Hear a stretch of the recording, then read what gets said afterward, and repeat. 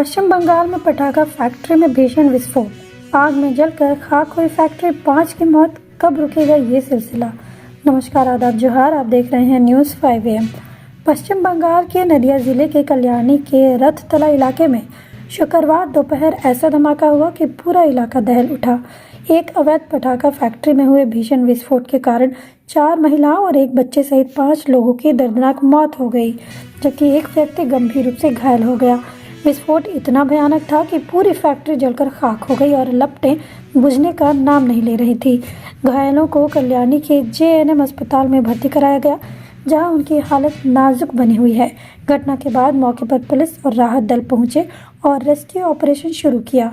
कल्याणी से भाजपा विधायक अंबिका रॉय ने प्रशासन पर गंभीर आरोप लगाते हुए कहा, घनी आबादी वाले इलाके में प्रशासन की मिलीभगत से ये अवैध पटाखा फैक्ट्री चलाई जा रही थी।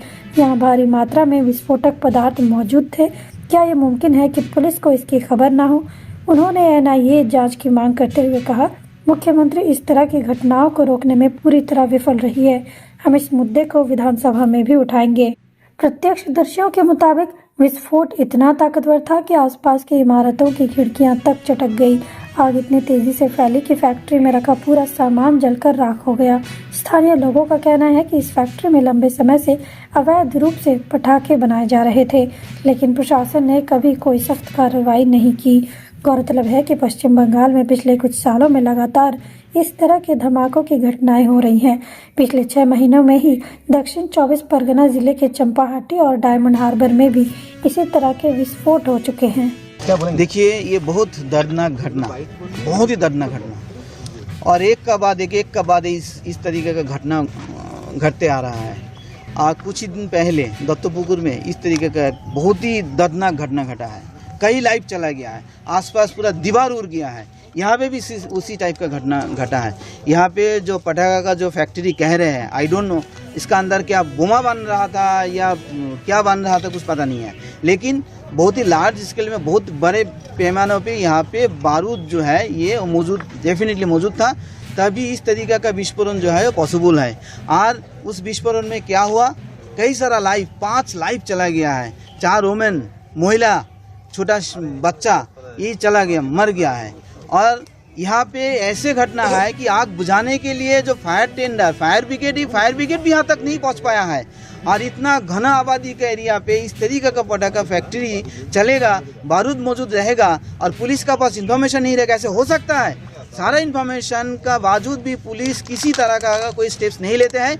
इनको मालूम है तोला पैसा इनके पास चले जाते हैं और कुछ करेगा नहीं, आंख बंद करके रहेगा। घटना घटने का बात कहेगा घट गया, सारा प्रिवेंटिव मेजर्स आगामी टाइम में हम ले लेंगे। आप देखिए, एकदम दीवार का साथ ओनली 5 फीट डिस्टेंस में घना आबादी है।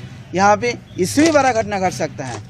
तो इस तरीके का घटना पश्चिम बंग में होते आ रहा है। हमारा मुख्यमंत्री जितने दिन वो मुख्यमंत्री में रहेगा, और लॉ एंड ऑर्डर का उनका जिम्मेदारी है, पुलिस मिनिस्टर भी है, लेकिन इसका बावजूद भी वो किसी भी तरह का प्रिवेंटिव मेजर्स वो नहीं लेगा।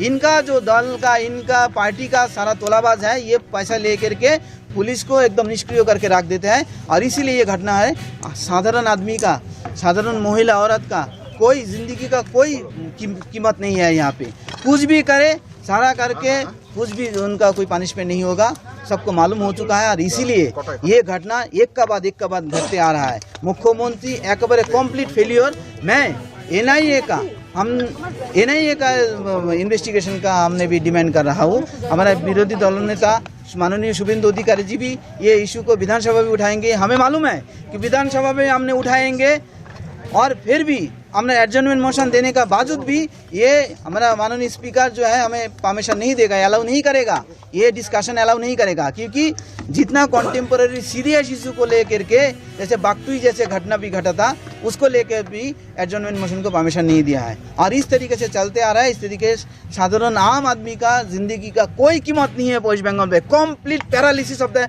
एडमिनिस्ट्रेटिव मशीनरी, और इस तरीके से चलते आ रहा है। अभी भी वो किस तरीके से उन्होंने मुख्यमंत्री पद पर बैठी हुई है, उनको पता है कि कुछ भी घटना घटे कोई जिम्मेदारी नहीं लेगा।